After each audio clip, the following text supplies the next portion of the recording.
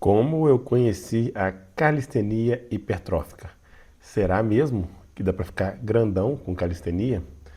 Nesse vídeo de hoje eu quero te mostrar, te trazer o porquê que a calistenia também funciona para hipertrofia e vou te trazer 5 formas da gente ajustar a nossa intensidade para manter os nossos ganhos. Estou vendo aqui, eu estou com o olho meio uma conjuntivite, estou com o olhinho pequeno, mas vim aqui gravar o vídeo que eu queria trazer isso para vocês. Essa história começa lá em 2010. Em 2010 eu comprei alguns aparelhos para eu poder treinar em casa. E aí eu treinava musculação em casa porque eu queria poder treinar a hora que eu quisesse, da forma que eu quisesse. Já tinha ali um conhecimento de treino, comecei a treinar em 2005. Então em 2010 eu já tinha uma certa bagagem, já tinha um certo ganho e achava que era mais vantajoso, economicamente mais viável. E aí comprei alguns aparelhos e treinava com alguns aparelhos livres em casa. Isso ele me deu muita possibilidade. Naquela época, as academias não costumavam, pelo menos onde eu morava, lá em Belo Horizonte, a academia não abria sábado, domingo, feriado. Hoje parece que tem essa ideia, né? Naquela época não tinha. Abria de segunda a sexta, a academia que eu treinava, de 6 horas da manhã a 10 da noite, e no sábado até 1 hora, meio-dia, sei lá, um trem assim. E então não podia treinar antes das 6 da manhã, não podia treinar depois das 10 da noite. Sábado só de manhã, se eu quisesse treinar outro horário podia, domingo, etc. E como eu já tinha uma certa ideia de treino, eu comprei uns equipamentos bem básicos, e treinava em casa. Só que isso ali acabou criando, é, talvez mais, naquela época eu era viciado em treino, e eu fiquei mais viciado, porque simplesmente eu podia treinar a hora que eu quisesse, do jeito que eu quisesse, com a roupa que eu quisesse, com a música que eu quisesse. E aí eu era novo, mas fiquei bem ligado ali no treino. E esse ali era até um ponto um pouquinho negativo, porque toda vez que eu tinha que viajar, eu não conseguia curtir completamente a viagem, porque eu ficava pensando, pô, eu queria treinar e não tinha como treinar. Era na época também era mais difícil essa questão. Toda academia você tinha que levar uma avaliação física. Era difícil às vezes ter diária, achar academia, dependendo de onde que a gente ia. Então, eu não conseguia aproveitar 100% viajar. E não aproveitava também ficar fora de casa, porque minha academia estava em casa. E eu queria treinar, e eu não conseguia ficar muitos dias sem treinar. Então aquilo ali me incomodava. Aí em 2014 eu conheci a calistenia. E a calistenia trouxe o que para mim foi sensacional, a ideia da calistenia, que era trazer a portabilidade do treino. Você treinar em qualquer hora, em qualquer lugar, só com o peso do seu corpo. E isso me pareceu muito interessante. Naquela época não tinha muita coisa em português ainda, então fui lendo, estudando bastante coisa na, na gringa e e resolvi, daquele dia em diante, durante pelo menos um período, eu treinar só calistenia. E fiquei só com calistenia durante um tempo, 1 ano ou 2, não lembro exatamente. Pelo menos 1 ano eu fiquei só treinando calistenia. E aí eu ia pra pracinha lá perto de casa e ficava treinando calistenia. E via as coisas, via as manobras, tentava fazer manobra. Enfim, eu sentia uma certa dificuldade, porque na academia era muito fácil. Eu colocava peso, tirava peso. Estava pesado, tirava peso. Estava leve, eu colocava peso. Era simples assim. E eu não sentia eu não sentia como que eu poderia fazer isso na calistenia.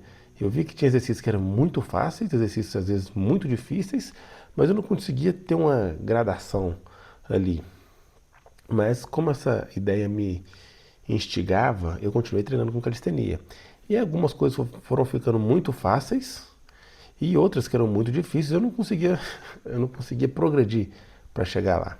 Via tutoriais na internet, mas não conseguia uma coisa bem gradativa, igual era na academia, né? Na academia você pode ir de 1 em 1 quilo, se você quiser, então senti essa falta. Mas a ideia de treinar em qualquer hora, em qualquer lugar, me motivava a continuar investigando, insistindo na calistenia durante esse tempo.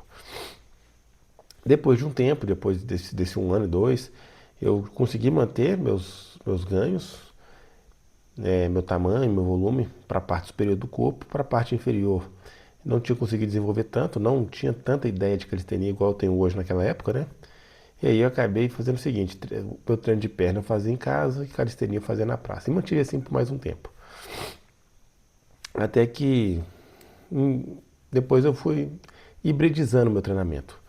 Porque eu também gosto de levantar peso, também gosto de levantar carga. Então eu fui fazendo um treino meio híbrido. Até porque eu ainda via lá nos meus pesos lá essa possibilidade de uma gradação mais suave.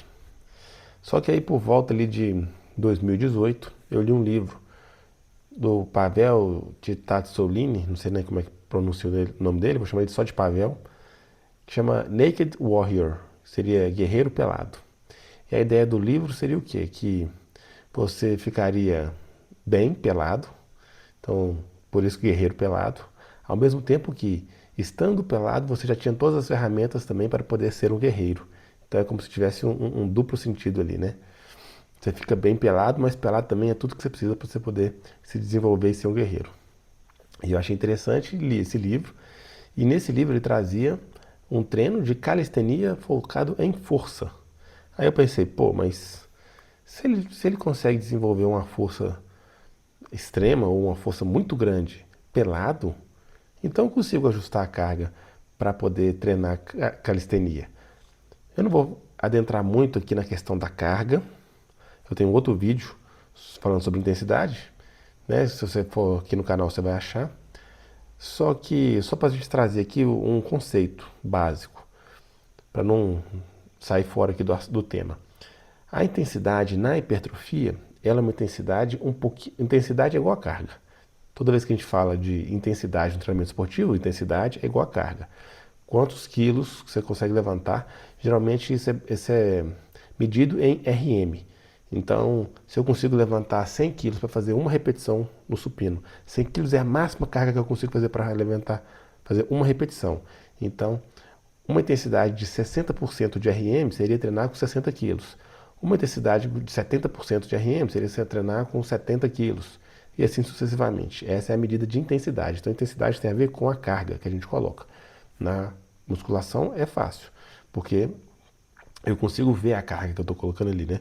Na calistenia talvez não seja tão trivial, mas o conceito é o mesmo. Para o seu corpo ali, o tanto de tensão que está chegando é o que significa a intensidade do treino. Beleza, só fazendo esse parênteses aqui. Então, quer dizer, continuando parênteses ainda um pouco. Num treinamento de força, a intensidade é um pouco mais elevada que no treinamento de hipertrofia. No treinamento de hipertrofia, basicamente, né, só para a gente entender, não vou adentrar muito no tópico, a intensidade não pode ser nem pesada demais, nem alta demais, para não virar um treino de força, e nem leve demais, porque senão fica mais difícil a gente estimular a hipertrofia, ficaria mais um treino de, digamos assim, resistência. Então, a intensidade moderada, nem pesada demais, nem leve demais. Beleza, fechando esse parênteses, essa intensidade ideal aqui para hipertrofia. Mais detalhes dá para ver nesse outro vídeo aí que tem no canal. Então vamos lá. Aí eu pensei, pô, mas e se ele consegue fazer esse ajuste, um ajuste mais fino para conseguir treinar força, eu posso então ajustar para treinar para hipertrofia. E aí fiquei motivado e fui ler o livro. E aí no livro, resumindo o livro aqui, ele traz 4 formas da gente manipular a intensidade num treino de calistenia para força, focado em força. E quais são essas formas? A primeira delas é variando a amplitude do movimento. Ou seja, em vez de eu fazer, por exemplo, uma flexão completa, eu faço uma meia flexão. Lá no quartel a gente chama isso de flexão estudante, né? Eu falo assim, ô estudante, está pagando meia? Por quê? Porque meia flexão é muito mais fácil de fazer do que uma flexão completa. Então, uma das formas, às vezes, de variar a intensidade seria diminuir a amplitude de movimento. Aí, por exemplo, num pistol squat. Pistol squat é um agachamento de uma perna só. Num pistol squat, você não consegue fazer agachar até no chão, você agacha só até metade. Essa seria uma das formas de variar a intensidade. Não é a melhor, ela tem os seus problemas, a gente trabalhar com amplitude reduzida, mas é uma das formas. É uma das formas que pontualmente, estrategicamente, pode fazer sentido. As outras eu acho mais interessante. A segunda forma seria variar o braço de alavanca. Braço de alavanca. Então, por exemplo, eu, eu levantar aqui meu braço, meu cotovelo aqui, levantar meu braço assim, dobrado, é mais fácil do que eu levantar o meu braço, não vai caber na câmera, todo esticado. Por quê? Porque meu braço todo esticado, ele tem um braço de alavanca maior. Ele dobrado aqui, o braço de alavanca é menor.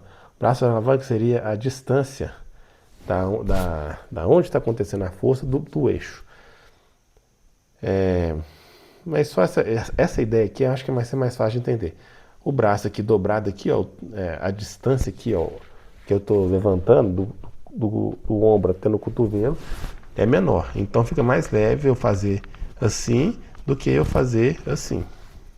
Essa aqui seria uma das formas. Então, por exemplo, numa flexão de braço, se você faz a flexão de braço apoiada nos pés, ou se você faz a flexão de braço apoiada no joelho o braço de alavanca é menor. Então a flexão de joelhos, ela tem menos carga do que uma flexão de 4 apoios, né? 4 apoios seria dois braços e 2 pés. 6 apoios seriam 2 braços, 2 joelhos e 2 pés. Então a flexão de 6 apoios é mais leve que a flexão de 4 apoios. A gente pode ver isso, por exemplo, na flexão nórdica. Na flexão nórdica, você manter o seu quadril estendido é mais difícil do que se manter o quadril flexionado, porque você vai dar diminuindo o braço de alavanca. Seria a segunda forma de ajustar a intensidade.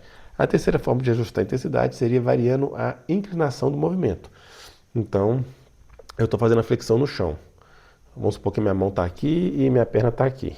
Se eu faço a flexão inclinada, ela está mais fácil. Quanto mais eu inclinar, mais fácil é a flexão. Até eu vou chegar aqui um ponto que eu vou estar fazendo a flexão com a mão na parede, né?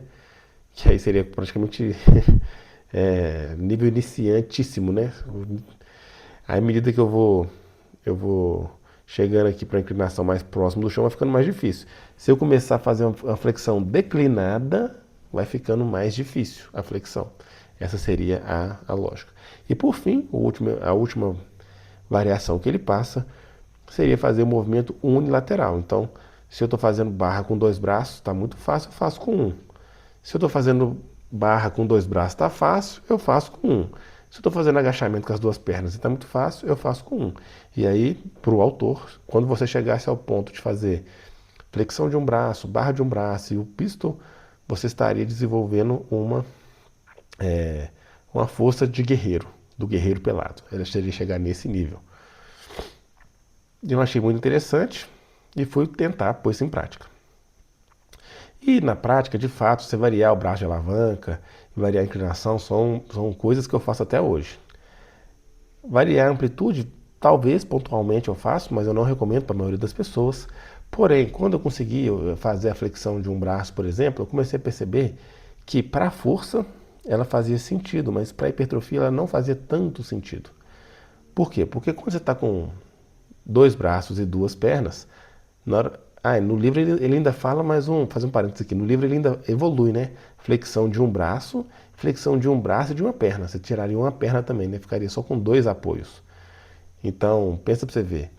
Quando você tem 2 mãos e 2 pernas, você tem 4 apoios. Você tira um braço, você fica com 3 apoios.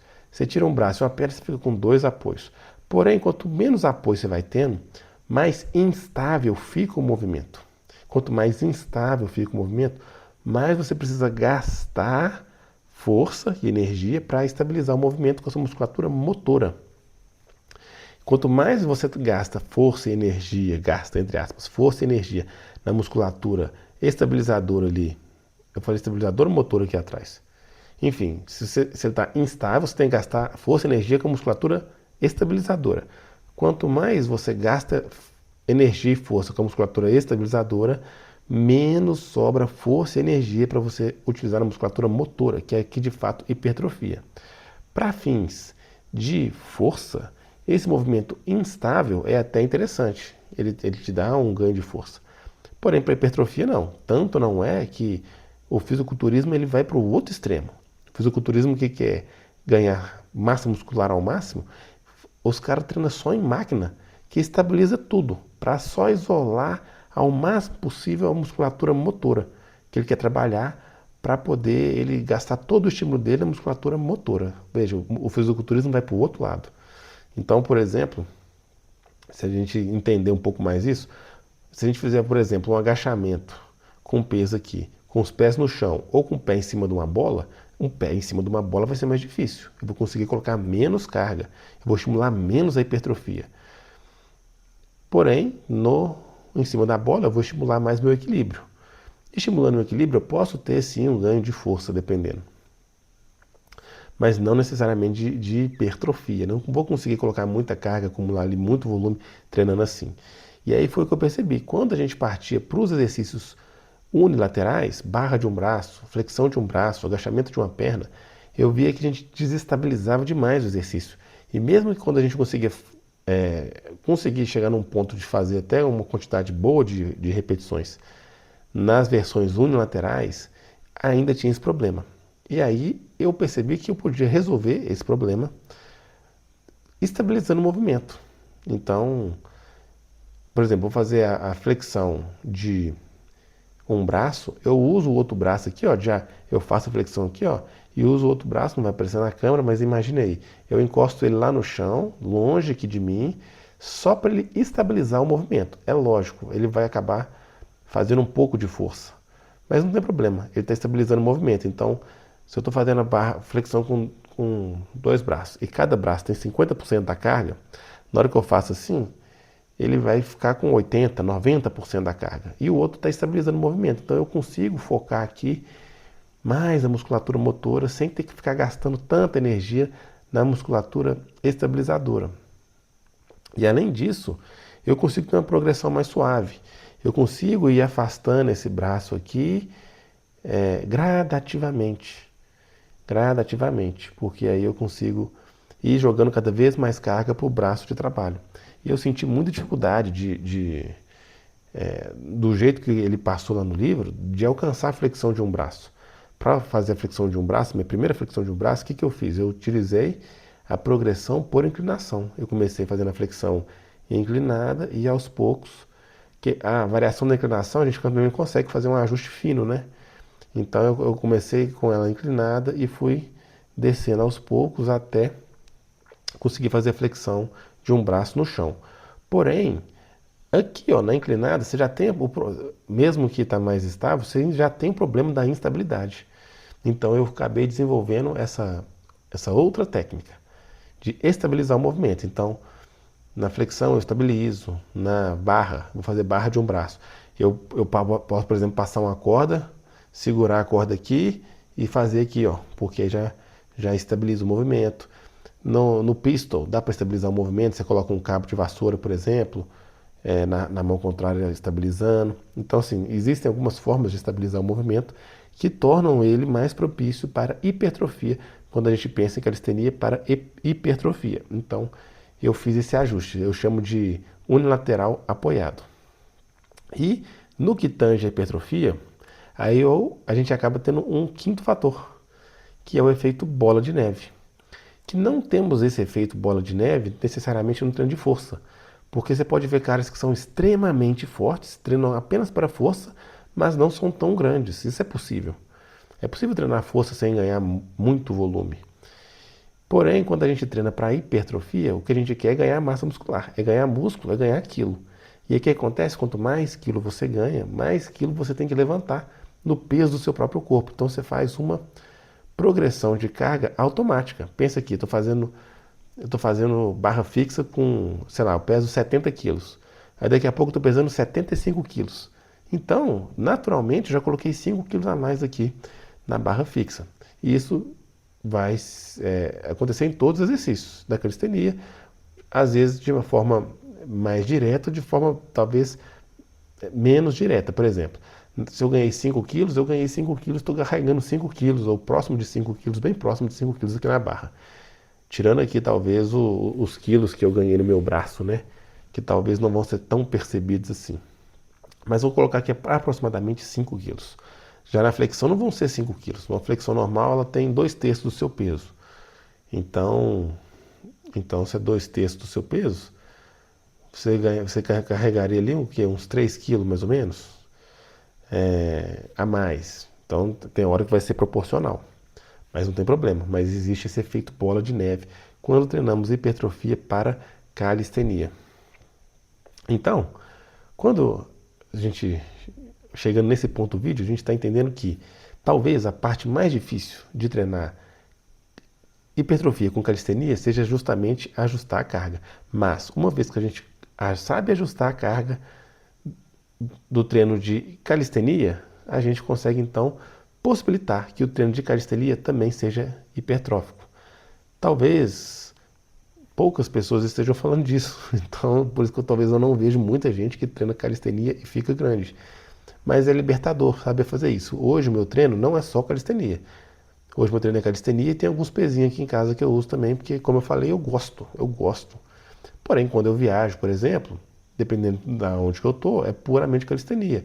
Tem momentos também da minha periodização que eu quero treinar só calistenia. E tudo bem, eu consigo ajustar isso. Hoje eu consigo ajustar inclusive o meu treino de perna para ser feito só com calistenia. Então, com calistenia, a gente consegue ter um desenvolvimento completo do corpo e a gente tem o potencial para desenvolver muita massa muscular só treinando calistenia. Para isso, a coisa mais principal de todas é saber ajustar a intensidade dos exercícios utilizando a calistenia. Para ajustar a intensidade dos exercícios, a gente tem essas cinco formas que eu passei aqui. Vamos resumir aqui de novo. Variando a amplitude de movimento, essa aqui tem que ser mais pontual, não é o mais adequado. Variando o braço de alavanca, em alguns exercícios vai dar para fazer, outros não, mas variar o braço de alavanca é uma maneira interessante de ajustar a carga na calistenia. Ajustar a inclinação do movimento, e aí variando a inclinação, a gente às vezes consegue fazer uma gradação gradual, né, que a gente consegue variar a inclinação de forma gradual. O unilateral apoiado, para a gente poder estabilizar o movimento e focar nossa força na musculatura motora, que de fato que hipertrofia. E o quinto é o efeito bola de neve. Quanto mais a gente cresce, mais massa mais a gente tem, quanto mais massa, mais peso, quanto mais peso, mais carga a gente tem para treinar. Então, naturalmente, a gente vai fazendo uma progressão de carga. Espero que você tenha entendido esse conceito. Esse conceito é justamente o conceito que a gente usa no protocolo soviético de hipertrofia caseira. Não sei quando você está vendo esse vídeo. Dependendo, o aplicativo já foi lançado. Se já foi lançado, você pode ver lá no aplicativo. É justamente isso que a gente tem. Você vai fazer um teste físico que vai ser proposto ali no aplicativo. O aplicativo ali vai calcular seu treino e de acordo com o seu rendimento nos seus treinos, ele vai calculando os próximos treinos. Ele vai monitorando ali a sua capacidade de recuperação, a sua capacidade de evolução no condicionamento, de acordo com a individualidade de cada um. E ele vai calculando treino a treino qual que é o próximo treino que você tem que fazer.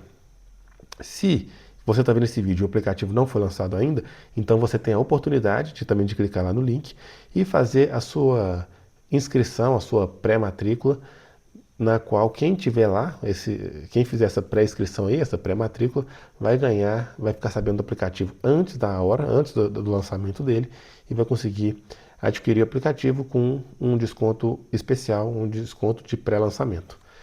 E se você gostou desse vídeo, considere dar um joinha aí pra gente, considere se inscrever para fortalecer aí o nosso canal, considere compartilhar para aquele seu amigo que está querendo crescer com calistenia e não consegue, considere compartilhar para ele, talvez esse vídeo possa lhe ajudar.